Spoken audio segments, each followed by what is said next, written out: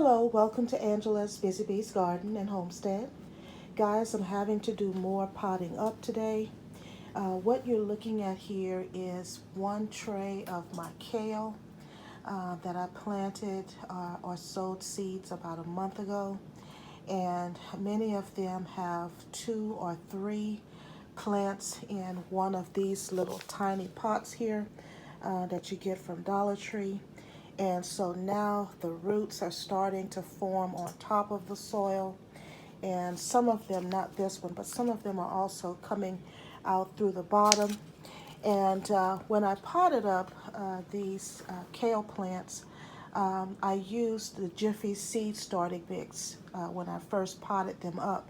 But now they've gotten to a point where they need more space, and also they need soil that will provide nutrients. So what I'm going to do today is separate each of these kale plants and throw away the ones that seem too weak to make it, because I have multiple trays of these, and as I've stated, some of them have as many as 3 in one pot. But I will be using this expert potting mix that you see here on the floor, and I've gone on to Walmart and purchased me some more Jiffy greenhouses with the little peat pellets, because I like to use them as well to start my seeds. They're just so easy to pick out the ones that have germinated and keep the dome on the others that still need that moisture and more time to germinate. So that is one of the advantages of using the Jiffy. And I also purchased me another thermometer that I'll be using in the new greenhouse once all of that is taken care of. And as you see here, I've purchased the larger size pots to pot up my kale plants. And so I've pulled one out here, and I'm going to see if I can do this with one hand.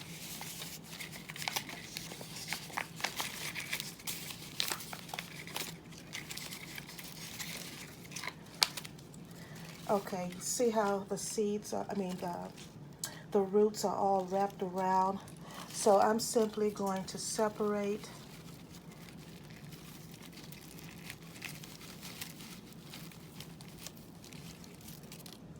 and this is the weaker of the 3. But that happens a lot when you try to overcrowd your plants, because some of them will get more nutrients than the others. And then I'm going to separate these 2. And this is the stronger of the 3.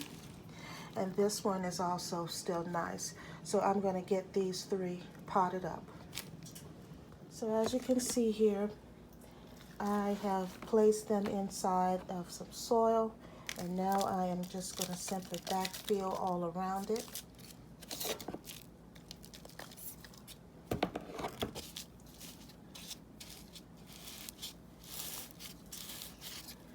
Press it down to get out any of the air pockets. Okay. Now this one here.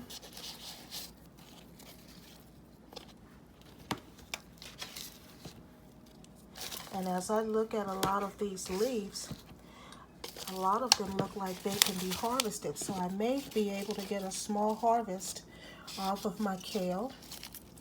And I'm continuing to keep them indoors because I only was able to harden off for 2 days because we had so much cold weather and then we also had several snow days which interrupted the hardening off process. But there you have it for those 2. And with this little guy, I am going to pot it up in the pot that it came out of, but instead of just having all of the seed starting mix, I'm going to go out and give it some of the fertilized soil that has nutrients. And then I'm going to put it under my fluorescent light to see if it will strengthen, and if not, I'll just throw it away. But if it has a chance of making it, I want to give it a chance and see what will happen. If it does, fine. If it doesn't, that's okay. It's very weak here.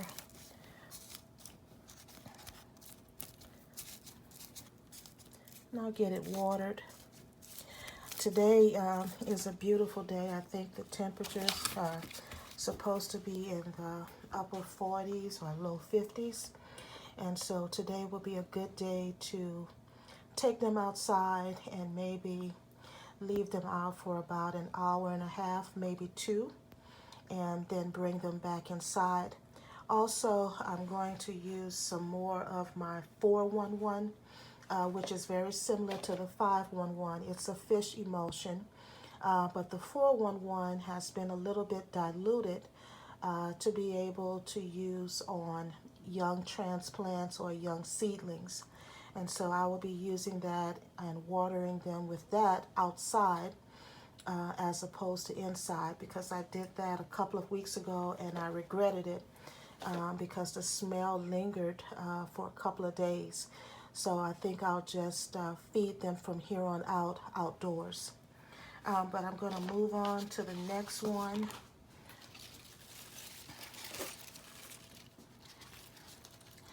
Okay, there are 3 inside of this one as well.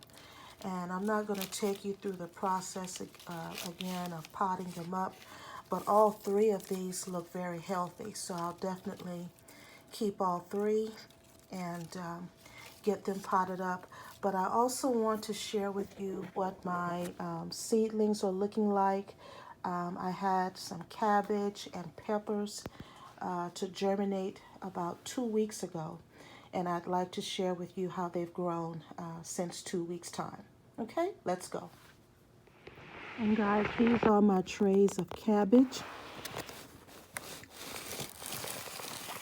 As you can see, some of them are developing their first true leaves.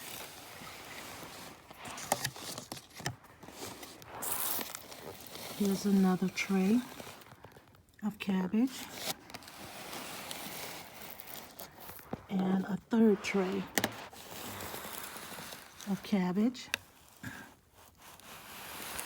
And this is 2 weeks after germination. Over here, I have a tray of sweet bell peppers. And then also, I have my Texas star hibiscus. And 2 weeks ago, only 2 seeds had come up. But now I see a third seed has come up. So now there's actually 1, 2, oh, I'm sorry, 4. So there's 1, 2, 3, 4. 4 seeds have come up. And they've put on their first true leaves. So I think I'm going to go on and get these potted up in maybe another week or so, because they're really growing very nicely. But just wanted to share with you what the seedlings are doing, how they're looking after 2 weeks of germination. And of course, I have more kale, Swiss chard, and spinach up on the top shelf of what I'm calling my grow table. And I'll share those with you as well. So here on the table, I have another whole tray of kale, my spinach. Some of them are looking like they want to go to seed, as you see here. So I just pinch that off. I have some more peppers that have come up. And this right here is the nasturtiums. And this is an example of when your plants, your young seedlings, are not getting sufficient light. They tend to get leggy and are trying to move towards light. And so that's what has happened here with the nasturtiums. I had them where they weren't getting adequate light, but I've now placed them up under the fluorescent lighting. And here I have some basil and some parsley that have just recently come up. And this looks like it's a basil that perhaps the seed somehow got over into this cell. But all of these here are supposed to be parsley. And back there in the back is my Swiss chard. And of course, this is another tray of kale that I need to pot up as well, because it needs to be in soil that can provide some source of nutrients to it. Okay guys, let's go back to the kitchen and I'll share with you what I have been able to pot up so far. So here you have it. These are all of my kale plants from that one tray. You see how many plants it made, and all of those little ones that were struggling because of overcrowding in the pot. I have gone on and separated them, and I'll be placing them under my fluorescent light, and I'll try to bring the light down low enough to where it's only about an inch or two above the plant itself, just to see if these will perk up a bit. I'll probably also feed it. And then here are the others that were much larger, and these guys really can be harvested. As you look at the size of some of these leaves, they can be harvested. Over here are a few leaves that, as I was tuggling to try to separate them, I broke off a couple of the leaves. But these, I'm going to wash these up and eat these in an omelet probably tomorrow for breakfast. But here they are. There's some over in here. And I have some up here sitting on top of my greenhouse kit. And because of spacing, I had to put a couple here as well. But they have been potted up and placed in potting soil with a little fertilizer. But of course, I'm also going to give it a little 411 to see if I can spruce it up. And hopefully very soon, I'll be able to continue with the hardening off process and at least be able to put these babies in my greenhouse if the temperatures are more suitable. I was using an extension cord to run an extension cord into my greenhouse, and I think it might have been overloaded or what have you, and I've lost all power right now in the greenhouse. So these are going to be inside just a little bit longer. So I guess you can consider it part of my indoor gardening. But I'm just absolutely amazed that how these plants have grown within a month's time, and the fact that I'm able to harvest in the dead of winter from what I'm growing inside of my home.